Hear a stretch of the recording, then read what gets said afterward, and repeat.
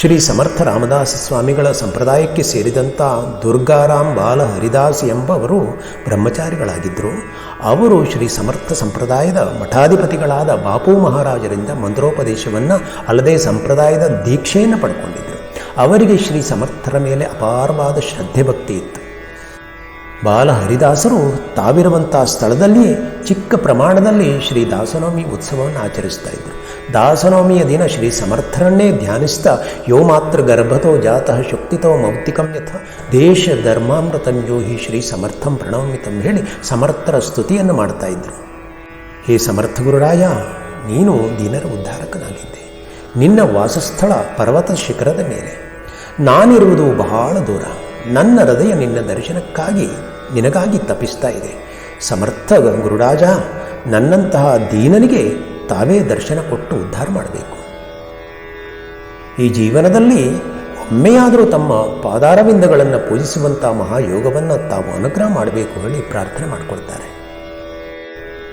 ದಾಸಾರವಿಂದ ಪದಯೋ ಪ್ರಣಿಪತ್ಯ ನಿತ್ಯಂ ಸಂಪ್ರಾರ್ಥಯೇ ದಿನನಿಶಂ ದಿನನಾಥ ಪೂರ್ಣಂ ಅಜ್ಞಾನಗ್ರಾಸ ಗುಹೆಯ ದೃಢಬಂಧತೋಹಂ ಜ್ಞಾನಾಗ್ನಿನಾ ಸದಯಯ ಪ್ರಕಾಶೇತ ಸರ್ವಂ ತತ್ವಾಬ್ಧಿಚಂದ್ರ ಸಕಲಾಗಮ ತತ್ವವೇತ್ತ ವೇದಾಂತವಾಕ್ಯ ಸುಧಯ ಸಿಂಚಂತು ನಿಖಿಲಂ ಅನಾತ್ಮರೂಪಕುಮತಿಂ ವಿಮಲೀಕರೋತು ಜ್ಞಾನಾಂಜನಾತ್ಮ ಸುಮತಿಂ ದಯಯಾ ತನೋತು ತ್ವಮೇವ ಭಾಸಿ ಜಗತಿ ಸಕಲಾತ್ಮರೂಪೇ ಆನಂದಮೂರ್ತಿರಚಲಃ ಪರಿಣಾಮಹೀನಃ ಮಿಥ್ಯಾ ಪ್ರಪಂಚ ವಿಷಯೇ ದೃಢಬಂಧನತ್ವಾತ್ ದೂರೀಕರೋತು ದುರಿತಂ ಧರ್ಮಾತ್ಮಜಸ್ತ್ವಂ.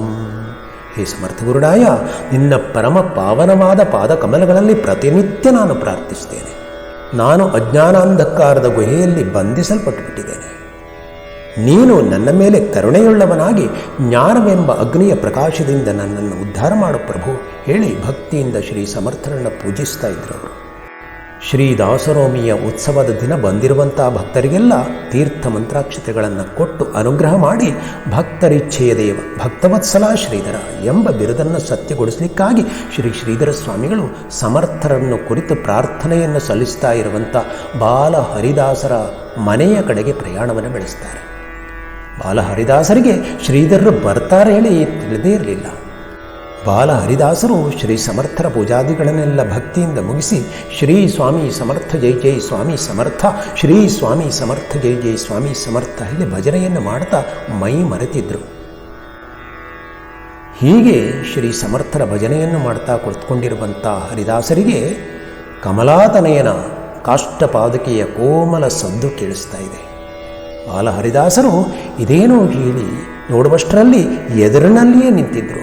ನಮ್ಮ ಶ್ರೀ ಶ್ರೀಧರ ಸ್ವಾಮಿಗಳು, ಪ್ರತಿ ಸಮರ್ಥ ರಾಮದಾಸರಾದಂಥ ಶ್ರೀ ಶ್ರೀಧರ ಸ್ವಾಮಿಗಳು ಆ ಬಾಲ ಹರಿದಾಸರ ಎದುರಿನಲ್ಲಿ ಪ್ರತ್ಯಕ್ಷರಾಗಿಬಿಟ್ಟಿದ್ರು. ಅವರೊಟ್ಟಂಥ ಕಾಷಾಯವಸನ, ಶಿವನಂತೆ ಹಣೆಯಲ್ಲಿ ಭಸ್ಮ ರೇಖಾತ್ರಯ, ಕರದಲ್ಲಿ ಕಮಂಡಲು, ಮುಖದಲ್ಲಿ ಸ್ವಾನಂದದ ನಗು ನೋಡಿದರು ಬಾಲ ಹರಿದಾಸರು. ನನ್ನ ಸಮರ್ಥರೇ ಬಂದರೆ ಸಮರ್ಥ ಸಮರ್ಥ ಹೇಳಿ ಅವರ ಬಾಯಲ್ಲಿ ನಾಮಸ್ಮರಣೆ ಬರಲಿಕ್ಕೆ ಶುರುವಾಯಿತು. ಆದರೆ ಪುನಃ ನೋಡ್ತಾರೆ, ಸಮರ್ಥ ಪ್ರಿಯ ಛಾತ್ರ ಭಗವಾನ್ ಶ್ರೀ ಶ್ರೀಧರ ಸ್ವಾಮಿಗಳು ನಿಂತಿದ್ದಾರೆ.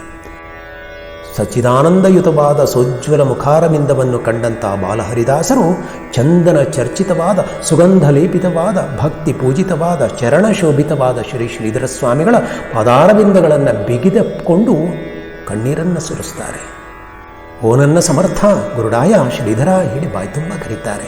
ಬಂದ ಯತಿರೂಪ ಶ್ರೀ ಶ್ರೀಧರರಿಗೆ ಬೇಗ ಒಂದು ಆಸನವನ್ನು ಕೊಡ್ತಾರೆ. ಯಾರಿಗೆ ಸಿಗುವುದು ಈ ಭಾಗ್ಯ? ಗುರು ಶ್ರೀಧರ ದರ್ಶನ ಸೌಭಾಗ್ಯ. ಮುಗಿದ ಕರಗಳು ವಂದನೆ ಮಾಡುವ, ಹಗಲಿರುಳೆನ್ನದೆ ಗುರುವ ಭಜಿಸುವ, ಮಾನಾಭಿಮಾನವ ದೇವಗರ್ಪಿಸುವ ಸದಮಲ ಶ್ರೀಧರ ಗುರುವನ್ನು ನೋಡುವ ಯಾರಿಗೆ ಸಿಗುವುದು ಈ ಭಾಗ್ಯ? ಧನ್ಯರಾಗ್ಬಿಟ್ರು ಬಾಲಹರಿದಾಸರು. ಶ್ರೀ ಶ್ರೀಧರ ಸ್ವಾಮಿಗಳನ್ನು ಭಕ್ತಿಯಿಂದ ಪೂಜಿಸ್ತಾರೆ, ಸ್ತುತಿ ಮಾಡ್ತಾರೆ, ಕೊಂಡಾಡ್ತಾರೆ. ದಯಾಮೂರ್ತಿ ಶ್ರೀ ಶ್ರೀಧರರು ಆ ಬಾಲ ಹರಿದಾಸರ ತಲೆಯ ಮೇಲೆ ತಮ್ಮ ಸುಧಾಮಯವಾದಂಥ ಹಸ್ತವನ್ನಿಡುತ್ತಾರೆ. ಶ್ರೀ ಶ್ರೀಧರ ಸ್ವಾಮಿಗಳ ಹಸ್ತಸ್ಪರ್ಶ ಅವರ ಶಿರದ ಮೇಲೆ ಆಗ್ತಾ ಇರುವ ಹಾಗೆ ಆಹಾ, ಎಂತಹ ಅದ್ಭುತವಾದ ಅನುಭವ ಅವರಿಗೆ. ಬೆಂಕಿ ತಾಗಿತು ಕಟ್ಟಿಗೆಗೆ, ಕಟ್ಟಿಗೆಯೇ ಬೆಂಕಿಯಾಯಿತು. ಜ್ಯೋತಿ ತಾಗಿತು ಕರ್ಪೂರಕ್ಕೆ, ಕರ್ಪೂರವೇ ಜ್ಯೋತಿಯಾಯಿತು ಹೇಳುವ ಹಾಗೆ ಬಾಲ ಹರಿದಾಸರ ಅಂತರ್ಭಾವ ಶ್ರೀಧರಮಯವಾಗಿಬಿಡ್ತಂತೆ.